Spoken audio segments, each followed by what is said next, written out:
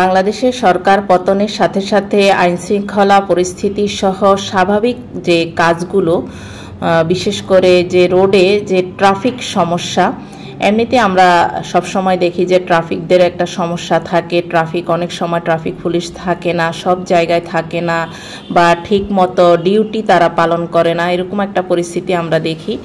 তো যেহেতু এটা একটা রাজধানী, একটা বড় শহর, এখানে অনেক যানবাহন, অনেক রাস্তা, সব কিছু ম্যানেজ করা আসলে অনেক বড় একটা টাফ ব্যাপার। আর এই ব্যাপারটা কিন্তু আসলে ম্যানেজ না করলেও কিন্তু নয়। সেই অবস্থায় যখন পুলিশরা তাদের কাজকে ছেড়ে দিয়ে তারা চলে যায় তাদের ব্যারাকে, তখন এই পরিস্থিতিটা সামাল দেয় ছাত্ররা, শিক্ষার্থীরা, যারা দেশের জন্য আবারও প্রমাণ করে দিয়েছে তারাই সব কিছু পারে। তারা ইচ্ছা করলে দেশকে সব বিশৃঙ্খলা থেকে মুক্ত করতে পারে। এই যে স্টুডেন্টরা রাত দিন এই যে একটা কষ্টসাধ্য কাজ তারা করেছে, এটা আসলে কারো দ্বারা সম্ভব হতো না তারা যদি ম্যানেজ না করতো।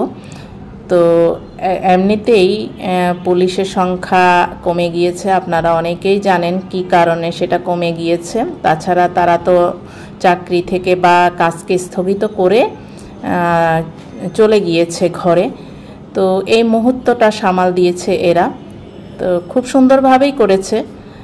ওরা অনভিজ্ঞ হওয়া সত্ত্বেও তারা তাদের কাজগুলো করতে করতে শিখে নিয়েছে। হয়তো প্রথম দিন একরকম লেগেছে, দ্বিতীয় দিন আরেক রকম লেগেছে। তাদেরকে ওইরকমভাবে তো ট্রেনিং বা প্রস্তুতি নেওয়ারও সময় ছিল না।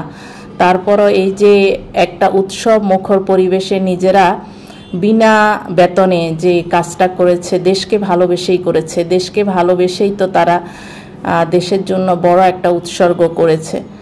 তো তাদের কাজগুলো আসলে সবাই অ্যাপ্রিসিয়েট করছে, যেমন তেমনি সমালোচনাও করছে।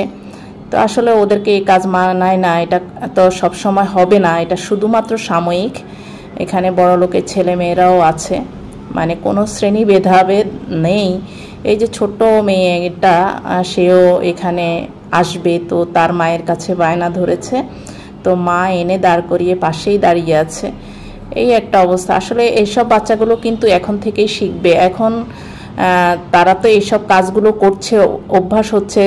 ভবিষ্যতে তারা কোনো অন্যায় কাজ করতে কিন্তু 10 বার ভাববে। তারা চিন্তা করবে যে আমরা একবার অতীতে এমন করেছিলাম, আমরা কিভাবে অন্যায় কাজ করি। তো ওদের জন্য দোয়া থাকলো।